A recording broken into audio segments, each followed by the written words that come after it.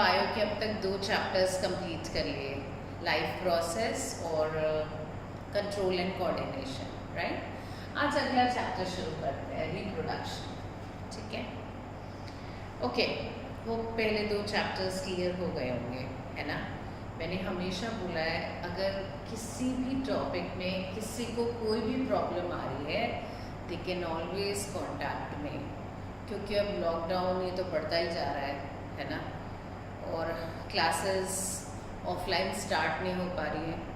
वैसे I miss you all, उस class में पढ़ाने में जो मज़ा आता था वो बहुत मिस करती हूँ मैं। ऐसे पढ़ाना ठीक है, डिमांड है आजकल के टाइम की कि ऐसे पढ़ाना पड़ रहा है, बट होप एवरीथिंग गेट्स, जल्दी से सब कुछ ठीक हो जाए और तुम लोग वापस इस क्लास में आओ और फिर हम पढ़ें। एक बार दोबारा से शायद सारा कुछ रिवाइज कराऊँ मैं जब तुम लोग यहाँ हो, है ना। So that you can ask me each and every question. पर अभी भी जब वीडियो देखते हो कुछ भी समझ नहीं आया, जस्ट राइट इट डाउन ना, या मन में कोई क्वेश्चन आया कि मैम आपने ऐसे बोला था, यहाँ पर क्या क्वेश्चन है, just call me up. Timings you all know, morning 10 to 11, evening 6 to 7 के बीच में, ठीक है। चलो स्टार्ट करें चैप्टर। ओके, रिप्रोडक्शन बेटा, क्या मतलब क्या है इस वर्ड का? इटसेल्फ ये समझाता है, अपना जो प्रोसेस है इस वर्ड में ही समझ में आता है। री मतलब again, very good. Production, produce करना, मतलब जब एक ऑर्गेनिज्म अपने जैसे और ऑर्गेनिजम्स प्रोड्यूस करता है, उस प्रोसेस को रिप्रोडक्शन कहते हैं, है ना। When an organism produces offsprings of its own type, अपने जैसे नए ऑर्गेनिजम्स पैदा करना, और उन्हें हम ऑफस्प्रिंग्स कहते हैं, और ये अपने पेरेंट को रिजेंबल करते हैं। ये सबसे बेसिक बात है कि जब एक ऑर्गेनिज्म नए ऑर्गेनिजम्स को जन्म देता है, प्रोड्यूस करता है, तो वो जो ऑफस्प्रिंग है वो अपने पेरेंट को रिजेंबल करता है ना। ये बात हमें पता है। तो ऐसा क्या होता है कि ये जो ऑफस्प्रिंग है अपने पेरेंट को रिजेंबल करता है? क्या रीज़न होगा इसके पीछे? इसका मतलब कुछ तो ऐसा ऑर्गेनिज्म से उसके ऑफस्प्रिंग में ट्रांसफ़र हुआ है, कुछ तो सिमिलर बात गई है कि ये भी वैसा ही ऑर्गेनिज्म बना। फॉर एग्जाम्पल, अब एक डॉग का बच्चा है, डॉग कहना वैसे थोड़ा अजीब लगता है, हिंदी में हम घर में कभी डॉग बोलते हैं, चलो हम बोलते होंगे, वैसे एक और वर्ड बोलते हैं, राइट। चलो मैं अभी बोल नहीं रही हूँ। ओके, एक जो डॉग का बच्चा होता है, हाँ, तो जो पपी है वो अब रिजेंबल करता है ना डॉग को। हमें उसे देख के कुछ भी कंफ्यूजन तो नहीं होता है ना कि ये भैंस का है या गधे का है, ऐसा तो नहीं होता, पता है डॉग का है ना। रिजेम्बलेंस इस सेंस में कह रही हूँ, एक ह्यूमन का जो बेबी है पता है कि it's a human newborn baby, right. ऐसे ही एक जो गाय का होगा, काऊ का होगा, जो काफ होगा, वो काऊ को रिजेंबल कर रहा होगा। रिजेम्बलेंस तो कुछ तो ऐसा ट्रांसफर होता होगा ना पेरेंट्स से ऑफस्प्रिंग में, जिसकी वजह से ऑफस्प्रिंग अपने पेरेंट को रिजेंबल करता है। वो चीज़ क्या है? सेम बॉडी स्ट्रक्चर है। अगर हम देखें तो we have same body structure as our parents. हम उनसे सिमिलर हैं, आइडेंटिकल नहीं है, वी आर सिमिलर। ऑफस्प्रिंग्स अपने पेरेंट्स के सिमिलर हैं, आइडेंटिकल नहीं है, कार्बन कॉपी नहीं है हम, है ना, लेकिन हाँ सिमिलर हैं। तो ऐसा क्या चीज़ है? Similar body design. बिल्कुल, ऑफस्प्रिंग का जो बॉडी डिज़ाइन है वो बिल्कुल सिमिलर होता है जैसे पेरेंट ऑर्गेनिज्म का है बॉडी डिज़ाइन। जो बॉडी डिज़ाइन पेरेंट में है वही हम देखते हैं ऑफस्प्रिंग में है? तो ऐसा कुछ तो ट्रांसफर होता होगा। वो जो चीज़ ट्रांसफर हो रही है वो है जीन्स। इसकी डिस्कवरी ग्रेगोर जॉन मेंडल ने करी थी। ये हम heredity and evolution next chapter में पढ़ेंगे। पर अभी के लिए हम इतना जानते हैं कि जीन बेसिकली होते क्या हैं। They are the segments of DNA. 9th में पढ़ चुके हैं हम ये बातें, एक बार रिवाइज कराती हूँ। डीऑक्सी राइबो न्यूक्लिक एसिड, बचपन से पढ़ते आ रहे हैं कि कोई भी ऑर्गेनिज्म हो, तुम हो, मैं हूँ, प्लांट है, कोई भी और एनिमल है, कुछ भी, हर एक ऑर्गेनिज्म किससे मिलके बना है? सेल। किससे? सेल। याद है, एक सेल जो है वो स्ट्रक्चरल और फंक्शनल यूनिट है ऑर्गेनिज्म की, सबको पता है ये बात। इस सेल में न्यूक्लियस होता है, उस न्यूक्लियस में क्रोमैटिन नेटवर्क होता है जो सेल डिवीजन के टाइम पर क्रोमोसोम्स में बदल जाता है। यहाँ बना देते हैं। और इन क्रोमोसोम्स पे प्रेजेंट होते हैं जीन्स, सेगमेंट्स ऑफ डीएनए। इन्हीं के पास इंफॉर्मेशन होती है कि सेल को क्या प्रोटीन कब कैसे बनाना है। They carry the information to make all the type of proteins, और प्रोटीन्स ही बॉडी डिजाइन बनाते हैं। ठीक, तो एक्चुअल में क्या हुआ अब समझ में आया? पेरेंट्स से ऑफस्प्रिंग में ट्रांसफर हुआ जीन, सेम जीन। जब जीन सेम गया, डीएनए सेम गया, तो इंफॉर्मेशन भी सेम गई। डीएनए के पास ही तो इंफॉर्मेशन है प्रोटीन बनाने की, तो इंफॉर्मेशन भी सेम गई। सेम इंफॉर्मेशन गई तो सेम प्रोटीन बना, और प्रोटीन ही बॉडी डिजाइन बनाते हैं, तो बॉडी डिजाइन भी सेम ही बन गया। क्लियर है? एक बार फिर ओके। पेरेंट्स हैं, उनके सेल्स हैं, सेल्स में जीन्स हैं, जीन्स डीएनए हैं। They carry the information to make all the types of proteins. ठीक, उनके पास इंफॉर्मेशन है, बनाते वो खुद नहीं है। बनाने के लिए तो सेलुलर एपरेटस चाहिए। यहाँ सेल की और चीजें हैं, ribosomes, protein factory of the cell कहते थे लास्ट ईयर, याद होगा, पढ़ा था हमने। क्यों कहते थे? क्योंकि वो प्रोटीन बनाते हैं। बनाते हैं, कैसे बनाते हैं? इंफॉर्मेशन यहाँ से ले लेते हैं डीएनए से, कैसे बनना है। इनके पास इंफॉर्मेशन है, बनाते राइबोसोम से। सेलुलर एपरेटस, सेल के और जो पार्ट्स हैं, ठीक है, जैसे राइबोसोम्स, बनाते वो हैं। इंफॉर्मेशन डीएनए के पास है। अब अगर डीएनए इस अगला ऑफस्प्रिंग में वही गया है, तो इंफॉर्मेशन भी वही गई है। इंफॉर्मेशन वही गई है तो प्रोटीन भी वही बनेगा, प्रोटीन वही बनेगा तो प्रोटीन्स ही बॉडी डिजाइन बनाते हैं, तो बॉडी डिजाइन भी सिमिलर होगा ऑफस्प्रिंग का अपने पेरेंट्स से। क्लियर है? तो जो बेसिक इवेंट है, बेसिक इवेंट इन रिप्रोडक्शन, वो क्या है? Copy of DNA. Copy of DNA. DNA जैसे सेल्स होते हैं, है ना, वो उनके अंदर केमिकल रिएक्शंस होते हैं, ठीक है। They undergo several reactions to make a copy of DNA.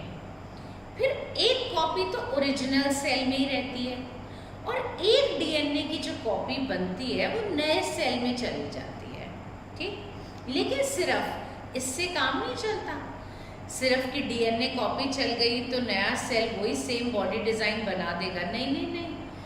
जो डीएनए की कॉपी जाएगी, साथ में जो नया सेल है वहाँ पर ये ओरिजिनल सेल कुछ एडिशनल सेलुलर एपरेटस और चीज़ें भी बनाएगा, वो भी उस डीएनए के साथ पास होंगी, क्योंकि इसके पास तो सिर्फ इंफॉर्मेशन है, बनाने के टूल्स भी तो जाने चाहिए ना, टूल्स भी तो जाने चाहिए जो उस इंफॉर्मेशन को पढ़ के बनाएंगे प्रोटीन। तो नए सेल में पहले डीएनए की कॉपी जाएगी, फिर सेलुलर एपरेटस, अब नया सेल भी वही प्रोटीन्स बनाएगा जो ओरिजिनल सेल बनाता था। क्लियर है? लेकिन होता क्या है बेटा, नो एनसीईआरटी में ये लाइन पढ़ोगे तो, ठीक है, जहाँ चैप्टर शुरू हुआ है उसके बिल्कुल नेक्स्ट पेज पर, ठीक है, almost second paragraph, no two biochemical reactions are absolutely reliable। फिर से बोल रही हूँ, No two biochemical reactions are absolutely reliable. मतलब जब डीएनए डबल हेलिकल स्ट्रक्चर होता है बेटा, जब ये कॉपी बनाता है 2 डीएनए बन गए बेटा।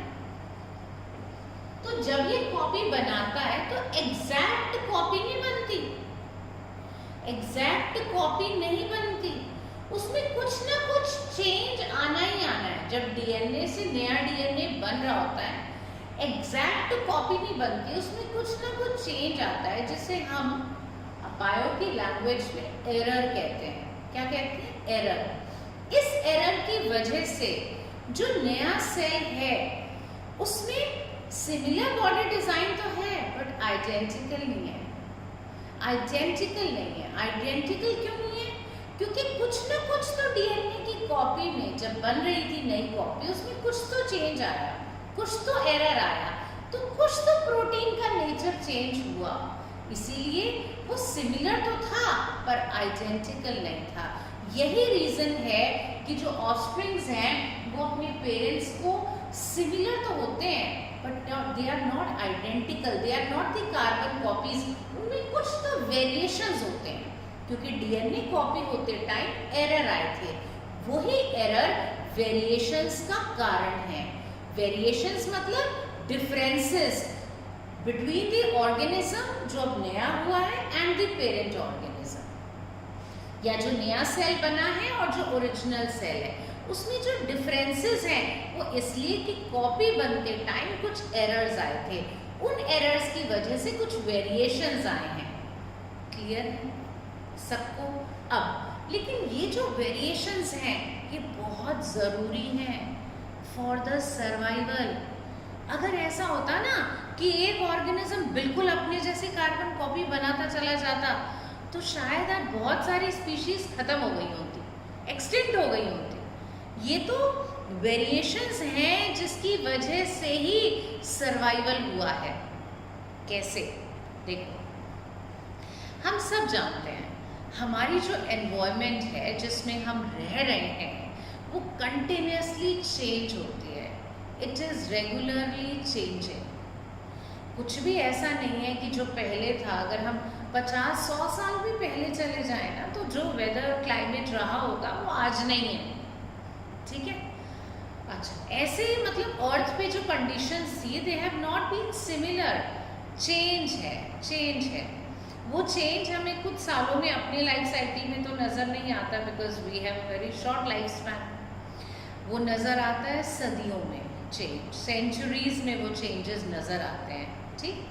अब वो जो चेंजेस हैं, बट चेंजेस होते हैं, they are very very slow but they occur. ठीक? कई बार तो खैर एनवायरनमेंट में ड्रास्टिक अचानक से भी बहुत चेंजेस आ जाते हैं। ठीक? अब ये जो चेंजेस हैं, अगर ऑर्गेनिज्म बिल्कुल अपने जैसे ऑर्गेनिज्म क्या कर रहा होता, जन्म दे रहा होता, दे वर प्रोड्यूसिंग एग्जैक्टली सिमिलर, तो आज शायद स्पीशीज कोई सर्वाइव ही ना कर पाती। कारण यहाँ देखो, ये एनवायरनमेंट है, ठीक है, ये ऑर्गेनिज्म है, ये इस एनवायरनमेंट में रहने लायक था। अब एनवायरनमेंट ही चेंज हो गई, ये एनवायरनमेंट में कुछ चेंज हो गया। मैं एक फिगर के थ्रू समझा रही हूँ कि एनवायरनमेंट सिमिलर नहीं है। अगर ऑर्गेनिज्म बिल्कुल सिमिलर होता तो क्या वो एग्जिस्ट कर सकता था? नहीं, इसमें भी चेंजेस होते हैं। तो उस चेंजेस की वजह से ही जो वेरिएशंस आते हैं उनमें से कुछ वेरिएशंस ऐसे होते हैं जो इस चेंजिंग एनवायरनमेंट के साथ अपने अडेप्ट कर लेते हैं और सर्वाइव कर जाते हैं, है ना। अब तुम देखो, आज से पहले बहुत सारी स्पीशीज ऐसी रही हैं जो एक टाइम पर अर्थ को डोमिनेट कर रही थी, अर्थ पे बहुत ज़्यादा थी, पर आज उनका नामो निशान पे नहीं है। चलो हम और क्या सोचे, डायनासोर्स की बात कर लें, इतने ह्यूज एनिमल्स, हाँ, और आज उनका कोई नामो निशान भी नहीं है। Why they do not exist now. इतनी सारी प्लांट की स्पीशीज, इतने सारे हम एनिमल्स की स्पीशीज कहते हैं अभी।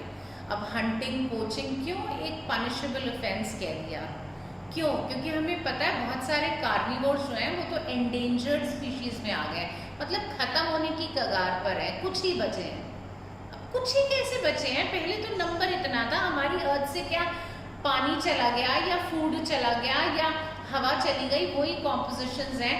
फिर क्या हो रहा है, क्यों वो एंडेंजर्ड स्पीशीज में पहुंच गए, कभी सोचा? एनवायरमेंट तो है ना, अर्थ भी है, क्रस्ट भी है, पानी भी है, एटमॉस्फेयर भी है, but conditions are not similar for them. उनको जो एनवायरमेंट चाहिए था या जो वो सरवाइव कर रहे थे वैसा अब नहीं है, तो वो धीरे धीरे कम होते गए, कम होते गए। ठीक है, उसमें और स्पीशीज़ का भी इम्पैक्ट है, जैसे हम तो सबसे बड़े एनवायरमेंट का सत्यानाश करने के लिए, नेचुरल हैबिटेट्स को ख़त्म करने का जो सबसे बड़ा कदम है वो तो हमारा ही है, हमने ही करा हुआ है। ठीक, लेकिन स्पीशीज़ एंडेंजर्ड मतलब ख़त्म होने की कगार पर है बहुत सारी। क्यों भाई? या बहुत सारी ख़त्म हो गई, क्यों? क्योंकि जो क्लाइमेट, जो एनवायरमेंट पहले था वो अब नहीं है, उन्हें वो नहीं मिलता, तो वो क्या होती जा रही है, कम होती जा रही है। ऐसे ही कुछ है जो बिल्कुल ख़त्म हो गई। अगर वेरिएशंस थे तभी तो जो आज की स्पीशीज़ हैं, जो आज सरवाइव कर रही हैं, वो सिर्फ इस वजह से कि वेरिएशंस थे। फॉर एग्जाम्पल ऐसे समझते हैं, एक ग्रुप ऑफ बैक्टीरिया हैं, वो एक पानी में रहते हैं, अचानक से पानी का टेम्परेचर बढ़ गया। अगर सारे बैक्टीरिया बिल्कुल एक से हों, ठीक है, सारे के सारे ख़त्म, क्योंकि वो तो एक ठंडे पानी में रह रहे थे, गर्म पानी में तो झेल ही नहीं पाए, और एग्जैक्टली सारे सिमिलर थे, पेरेंट्स भी, ऑफस्प्रिंग भी, सब कोई, तो सब खत्म, स्पीशीज़ ही खत्म। लेकिन ऐसा होता नहीं है ना, ऑर्गेनिज्म से जब नया बनता है तो मैंने कहा डीएनए की कॉपी बनती है, कॉपी बनते टाइम कुछ ना कुछ एरर तो आना है, क्योंकि एब्सोल्युटली सेम बन नहीं सकती। जब एरर आएगा तो वेरिएशंस आएंगे, तो हर एक में वेरिएशंस होंगे। तो हो सकता है कि कुछ वेरिएंट फॉर्म्स ऐसी हों जो उस टेम्परेट वाटर को भी झेल जाएं, गर्म पानी को भी झेल जाएं, तो वो सरवाइव कर जाएंगी, बाकी खत्म हो जाएंगे। लेकिन अगर सारे सिमिलर होते तो क्या होता, सारे के सारे ही मर गए होते। ऑर्गेनिजम्स के सर्वाइवल के लिए ये वेरिएशंस मस्ट हैं, क्योंकि हमारी एनवायरनमेंट लगातार चेंज कर रही है। ये एनवायरनमेंट है जिसमें हम रहते हैं, ये सिमिलर नहीं रहती, ये चेंज होती रहती है। अगर इस चेंजिंग एनवायरनमेंट के साथ ऑर्गेनिज्म चेंज ना हो, क्या होगा, खत्म हो जाएगा। लेकिन ऐसा होता नहीं है। क्यों नहीं होता? क्योंकि जब ऑर्गेनिज्म से नए ऑर्गेनिज्म बनते हैं, डीएनए की कॉपी बनती है, उसमें कुछ एरर्स आते हैं, उसमें कुछ वेरिएशंस होते हैं। तो इतने सारे जब वेरिएशंस हैं तो हो सकता है कि ऑफस्प्रिंग, जो एक ऑर्गेनिज्म ने ऑफस्प्रिंग पैदा किए 6, उनमें से कोई तो वेरिएंट फॉर्म ऐसी होगी ना जो इस चेंजिंग एनवायरनमेंट के साथ भी क्या कर जाए, सरवाइव, तो वो कर जाएगी, बाकी 5 मर जाएंगे। लेकिन अगर सारे ही सिमिलर होते, सारे ही ना झेल पाते उस चेंजिंग एनवायरनमेंट को, तो सारे ही खत्म हो गए होते। तो वेरिएशंस तो सर्वाइवल के लिए मस्ट हैं। जिन स्पीशीज में वेरिएशन ज़्यादा हैं उन्हीं के सर्वाइवल चांसेस ज़्यादा हैं। जैसे जो हमारे सेक्सुअली रिप्रोड्यूसिंग ऑर्गेनिज्म है, अभी मैं पढ़ाऊंगी एसेक्सुअल और सेक्सुअल। सेक्सुअली रिप्रोड्यूसिंग ऑर्गेनिजम्स में नाम से हमें पता चल रहा है कि sex is involve, means male and female 2 organisms are involve. तो जो नया ऑफस्प्रिंग बनेगा उसके पास जेनेटिक मटेरियल मदर से भी आ रहा है, फादर से भी आ रहा है, उसके पास तो बहुत वेरिएशंस हैं। इसीलिए सेक्सुअली रिप्रोड्यूसिंग ऑर्गेनिज्म के सर्वाइवल चांसेस हमेशा ज़्यादा होते हैं एसेक्सुअल से, क्योंकि उसके अंदर वेरिएशन ज़्यादा है, उसके पास जो जेनेटिक मटेरियल आ रहा है that is from 2 parents, variations बहुत ज़्यादा हैं, सर्वाइवल चांसेस भी ज़्यादा हैं। एसेक्सुअली रिप्रोड्यूसिंग ऑर्गेनिज्म जो है उसमें एक ऑर्गेनिज्म से और ऑर्गेनिज्म बनते हैं without the involvement of sex, asexual. ठीक है, एक ऑर्गेनिज्म अपनी जैसे और बना रहा है, तो डीएनए की कॉपी तो हो रही है, डीएनए की कॉपी होते टाइम वेरिएशंस आ रहे हैं, पर थोड़े बहुत आ रहे हैं, उनके सर्वाइवल चांसेस कम होते हैं। क्लियर है सबको? एक बार फिर से, रिप्रोडक्शन, रिप्रोडक्शन मतलब एक ऑर्गेनिज्म का अपने जैसे और ऑफस्प्रिंग्स, अपने जैसे और ऑर्गेनिजम्स प्रोड्यूस करना। अब ये जो ऑर्गेनिजम्स प्रोड्यूस होते हैं ये सिमिलर होते हैं अपने पेरेंट को। क्यों सिमिलर होते हैं? क्योंकि सेल केमिकल रिएक्शन से सबसे पहले डीएनए की कॉपी बनाता है जो नए सेल में जाती है, लेकिन सिर्फ डीएनए की कॉपी नहीं जाती, सेलुलर एपरेटस भी जाता है। फिर वो नया सेल के पास सेम इंफॉर्मेशन गई, सेम तरह के प्रोटीन बनेंगे तो सेम ही बॉडी डिजाइन बनेगा। क्लियर? लेकिन जब डीएनए कॉपी हो रहा होता है, एग्जैक्ट कॉपी नहीं हो सकती, कुछ ना कुछ एरर आने हैं, उन एरर की वजह से आते हैं वेरिएशंस। बट ये वेरिएशन सर्वाइवल के लिए बहुत ज़रूरी है। और कई बार तो ऐसा भी होता है कि डीएनए की कॉपी जो बनी उसमें बहुत ही एरर इकट्ठे हो गए, इतने एरर इकट्ठे हो गए कि अलग ही डीएनए की कॉपी बन गई।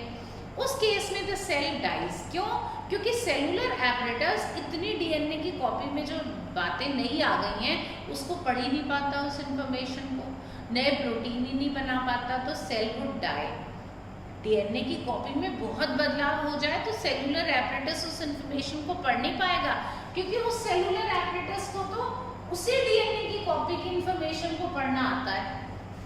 वो भी तो ओरिजिनल सेल से ही गया था ना नए सेल में, उसको ये डीएनए की कॉपी की इंफॉर्मेशन पढ़ने आता है।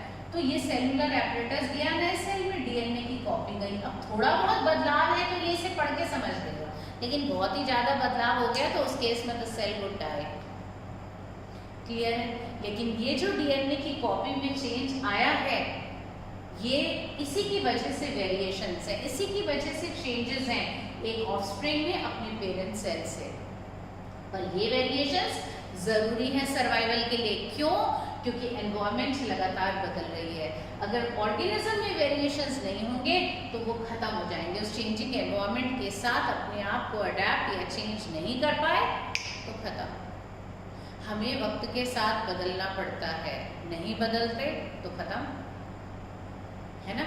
मैं हमेशा ऑफलाइन पढ़ाती थी, मुझे ये कभी कंसेप्ट शुरू में समझ नहीं आ रहा था कि मैं कभी ऑनलाइन पढ़ा पाऊंगी, ठीक? पर अगर मैं चेंज नहीं करती वो क्या होता?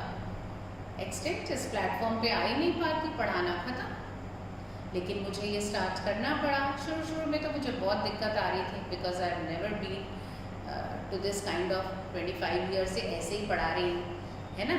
और ये चीज़ एक बिल्कुल नया एक्सपीरियंस था, मेरे को समझ नहीं आ रहा था मैं कैसे पढ़ाऊँगी, ठीक है? तो लेकिन धीरे धीरे अब तुम भी, अगर तुम ये कहो कि हमें तो क्लासेस समझ ही नहीं आती ऐसे ऑनलाइन पर, तुम्हारे साथ भी प्रॉब्लम्स आती होंगी जैसे मेरे साथ आई थी बनाने के टाइम पे। ये एक ऐसा टाइम आया जिसमें सबने अडेप्ट किया है, बच्चों ने भी करा है और टीचर्स ने भी करा है ना? तो अगर हम चेंज ना लाते, तुम ऐसे पढ़ने और समझने में तुम कहते नहीं हम तो ऑनलाइन पढ़ ही नहीं रहे, हम तो ऑफलाइन पढ़ेंगे, जब क्लास में जाएंगे तभी समझेंगे, तो क्या होता? इतना कोर्स छूट गया होता, है ना? और मैं अगर कहती मैं तो नहीं पढ़ा रही, अब वक्त चाहे अब हमारी कंडीशंस कुछ भी हो, मेरे को तो नहीं आता पढ़ाना, मैं तो ऐसे नहीं पढ़ा सकती हूँ, ठीक है? अगर मैं भी इसी बात पे स्टिक रहती जैसा मैं शुरू में सोचती थी तो क्या होता? स्पीशीज एक्सटेंट, मतलब मैं ही एक्सटेंट हो गई होती, राइट? क्या होता? मतलब फिर आता once upon a time Chhaya ma'am पढ़ाया करती थी, है ना? पर अभी क्या है? अभी पढ़ाती हूँ, क्योंकि चेंज करा अपने आप को। ऐसे ही तुम, अगर तुम, हम तो पढ़ते ही नहीं ऑनलाइन, हमें तो समझ ही नहीं आता ऑनलाइन, कि ऑनलाइन बहुत ईजी है। कई बच्चे होते हैं ना, कई पेरेंट्स ऐसे कहते हैं ऑनलाइन में समझ नहीं आता, और मुझे ये समझ नहीं आता कि उनको कैसे समझ नहीं आता। क्यों समझ नहीं आता? जब एक टॉपिक है क्लास में, तो मैं पहले भी एक बार अपने ऑडियो में तुम्हें बोला भी था ये बात, क्लास में तो एक बार चीज़ हो गई, हाँ चलो कोई झक मार के एक बार और पूछ लेगा, कोई बच्चा है कहेगा नहीं मुझे समझ नहीं आया। कई बच्चे बड़े ध्यान से सुन रहे होते हैं और सच में उन्हें समझ नहीं आता, वो पूछते हैं। कईयों को समझ नहीं आ रहा होता पर वो पूछ नहीं पाते, ऐसे भी बहुत सारे होते हैं। कहते नहीं सबने तो हाँ कर दी, हम कैसे पूछ लें, है ना? और मैम कहीं गुस्सा ना कर दे, बहुत सारी बातें, या डर है अंदर, अपने क्वेश्चंस पूछ नहीं पाते, हेजिटेट करते हैं, शांत हैं, ठीक है? इतने बड़े क्लासरूम में बोल ही नहीं पा रहे, मन में है कि समझ नहीं आ रहा, कैसे बोले, है ना? सामने भी कई डर जाते हैं, कहते हैं अरे छाया मैम कहीं थप्पड़ ही ना मार दे, नहीं, ठीक है? कुछ भी रीज़न हो सकता है। जब 9th में आते हैं बड़े डरे से, पता नहीं क्यों मेरे नाम से, ठीक?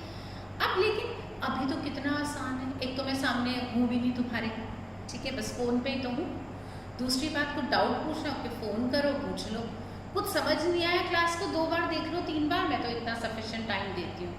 और जितना भी, वैसे एक चीज़ है, मैं कितना भी टाइम दे दूँ, तब भी जब मैं रिस्पॉन्स भरवाती हूँ ना, फीडबैक फॉर्म भरवाती हूँ, हर उसमें से 2-4 तो ऐसे निकलते ही हैं जो कहते हैं मैम टाइम एक्सीड करो। अभी कितना टाइम एक्सीड करूँ मैं? 1 घंटे से एक्सीड होते होते मैं 2, ढाई, 3 घंटे पे आ गई है, उसके बाद भी तुम्हारी ये बात खत्म नहीं होती, मैम टाइम एक्सीड करो ना, और कितना टाइम चाहिए तुम्हें? रिवीजन पीछे के कराओ, वो भी कराती रहती हूँ टाइमली, है ना। फिर भी पता नहीं क्या फीडबैक में लिखते हो, कहते हो और कराओ। डायरेक्टली भी बता सकते हो ऐसे, पर मैं अपनी तरफ से तो खैर कोशिश करती हूँ। अब हमेशा कितने रिविजन देती रहूँ, आगे भी पढ़ाना होता है, ठीक। पर ये कितना आसान है ना, तुम्हें मान लो अगर यही बातें दोबारा पढ़नी है, ओके वीडियो रिवाइंड करो, फिर से देख डालो। क्लास में पॉसिबल था, मैम शुरू से जो बोला एक बार वापस बोलो, है तो मैं बोलूँगी अच्छा क्या कर रहा था तू भाई क्लास में, जो दोबारा ही तुझे वो सारा सुनना है अभी? अरे कुछ तो तेरी समझ में आया होगा, वो पूछ जो तेरी प्रॉब्लम है। ये कैसे कह रहा है कि सारा बोल दो? बोलती ना ऐसे। तुम अब क्या प्रॉब्लम है, अब तो पूरा देख लो, तुम्हारे लिए तो बहुत फ़ायदा है ना। तुम्हें धूप में आना पड़ रहा, ना गर्मी में आना पड़ रहा, अपना एसी में बैठे घर में लेट के आराम से देख रहे। बताओ, ये देखो, ये कंफर्ट जोन में कितना रह के पढ़ रहे हो इस चीज़ को, मतलब you should enjoy, you should relish. पर नहीं, तुम तो उसमें भी कईयों को प्रॉब्लम है, मैम ऑफलाइन शुरू कर दो, ऑफलाइन शुरू कर दो। अरे स्कूल वालों ने नहीं शुरू करा, मैं कैसे शुरू कर दूँ? How can I? कुछ भी प्रॉब्लम है, you can always ask me. मैंने ये भी तो नहीं कभी कहा कि नहीं भाई मुझसे पूछना नहीं है। अरे पूछो, पढ़ो, पूछो, जो दिक्कत आ रही है पूछो, क्लियर है। पर चीज़ें, हाँ देखो, हम बात ये कर रहे थे कि एनवायरनमेंट चेंजिंग के साथ हमें चेंज होना पड़ता है। तो ऑफकोर्स तुम भी चेंज हुए हो, मैं भी चेंज हुई हूँ, इसीलिए तुम पढ़ पा रहे हो और मैं पढ़ा पा रही हूँ।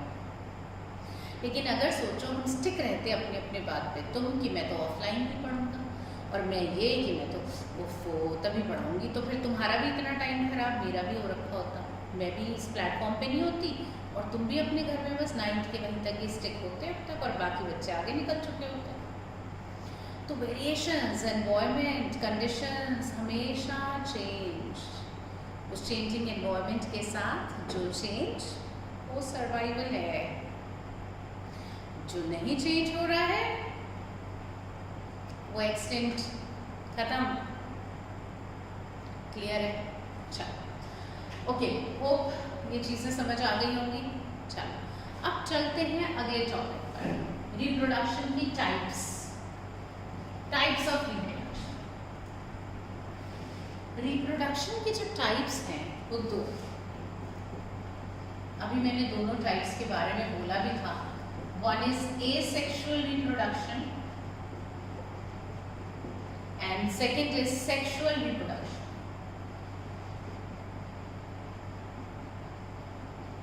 अब asexual reproduction का क्या मतलब है? A मतलब without the involvement of sex.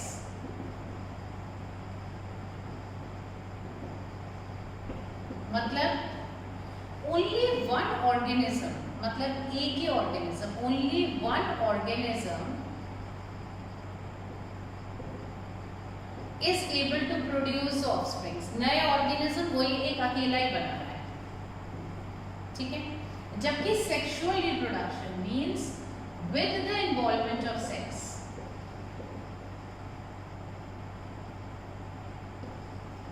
मतलब क्या हुआ कि 2 ऑर्गेनिजम्स इन्वॉल्व है, मेल, कि मेल का साइन होता है, right, one is female, both are involve. Male gamete produce करता है,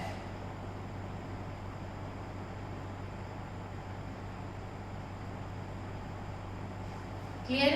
फीमेल गैमीट प्रोड्यूस करती है, फीमेल गैमीट। ये दोनों फ्यूज करते हैं फर्टिलाइजेशन के टाइम पर और बनाते हैं जाइगोट। इस जाइगोट से फिर नया यंग वन बनता है, ठीक, नया यंग वन प्रोड्यूस होता है इस जाइगोट से, न्यू यंग वन। पर 2 ऑर्गेनिजम्स इन्वॉल्व हैं, मेल और फीमेल, ठीक है। मेल प्रोड्यूस करता है male gamete, female female gamete. During the time of fertilisation और fusion both the male and the female gametes fuse to form zygote. इस zygote में बहुत सारे डिविजन्स होंगे फिर, ठीक है, और बनेगा नया यंग वन। ये होता है सेक्सुअल रिप्रोडक्शन। और एसेक्सुअल में एक ही ऑर्गेनिज्म अपने जैसे और बना रहा है without the involvement of sex. Amoeba divide हुआ, एक से दो बन गए, फिर वो बड़ मेच्योर हुए, फिर वो डिवाइड हुए, दो और बन गए। मतलब एक ऑर्गेनिज्म से और ऑफस्प्रिंग्स प्रोड्यूस हो रहे हैं। यहाँ पर दो ऑर्गेनिजम्स इन्वॉल्व है, मेल और फीमेल। क्लियर है? एक बार देखें इसे। Types of sexual reproduction 2, asexual and sexual. Clear? बस यहाँ पे एक बात समझाना चाहूंगी मैं तुम्हें, और वो क्या, हम 9th में ना सेल डिवीजन जब पढ़ते थे तो हमने पढ़ा था कि सेल डिवीजन दो तरह का होता है। वो यहाँ पर अच्छे से जरा समझ लें। एक होता है मियोसिस और एक होता है माइटोसिस। मैं दोबारा ही समझाती हूँ इस चीज को, ये तो क्लियर है ना? देखो, जब सेक्सुअल रिप्रोडक्शन होता है तो मेल और फीमेल दो ऑर्गेनिजम्स इन्वॉल्व हैं, राइट? चलो हम ह्यूमंस की बात करते हैं। हमारी बॉडी के हर सेल में कितने क्रोमोसोम्स हैं? कितने क्रोमोसोम्स हैं? Do you know? बॉडी के हर सेल में करोड़ों सेल्स हैं। उन हर सेल में जो क्रोमोसोम नंबर है वो फिक्स्ड है। कितना है? ह्यूमन सेल की बात कर रही हूँ, कितना है? 46 क्रोमोसोम्स, ठीक? तो ह्यूमन के हर सेल में 46 क्रोमोसोम है, या फिर 23 पेयर्स भी कह सकते हो कि 23 पेयर्स हैं क्रोमोसोम्स के।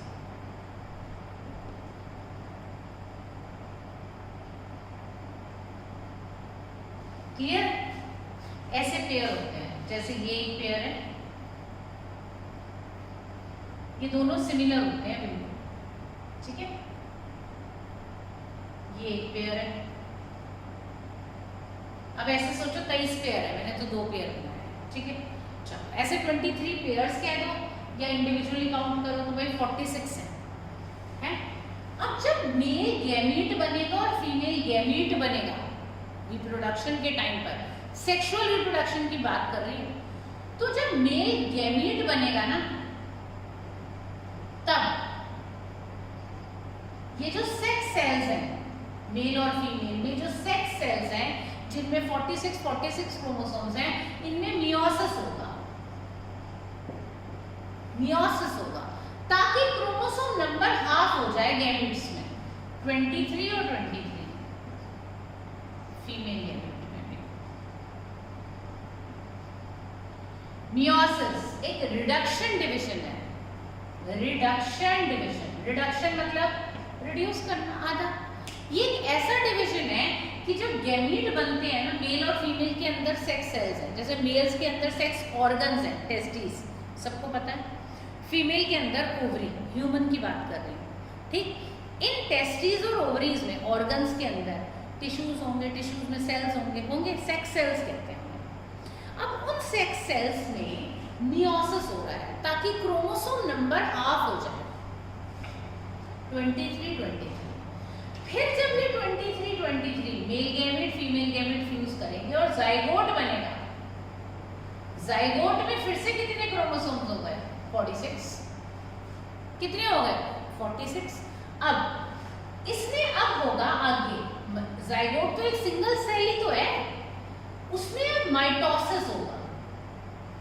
माइटोसिस में एक जाइगोट से 2 सेल बनेंगे, 2 से 4, 4 से 8, 8 से 16 ऐसे। लेकिन हर एक में क्रोमोसोम नंबर कितना होगा? 46। मियोसिस में क्रोमोसोम नंबर हाफ हो जाता है। जब एक सेल से और सेल्स बनते हैं डिवाइड होके, तो क्रोमोसोम नंबर आधा हो जाता है। माइटोसिस में क्रोमोसोम नंबर उतना ही रहता है, सेल डिवाइड करते रहते हैं। 1 से 2 सेल बने, इसमें भी 46 था, जो 2 सेल बने उनमें भी 46 है। फिर इससे 2 बने, टोटल 4 हो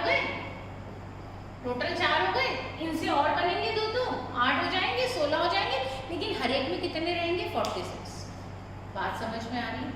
फिर वो एक मास ऑफ सेल्स बन जाएगा, फिर उसमें डिफरेंशिएशन होने लगेगा, मतलब ऑर्गन्स फॉर्म होंगे और एक पूरा ऑर्गेनिज्म बन जाएगा।